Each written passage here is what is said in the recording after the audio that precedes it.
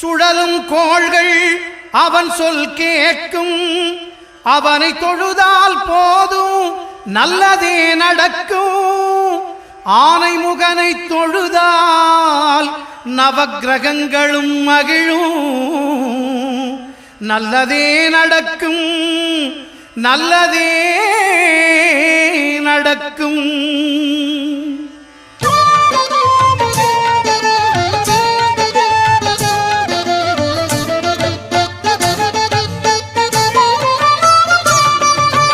ஒன்பது கோளும் ஒன்றாய் காண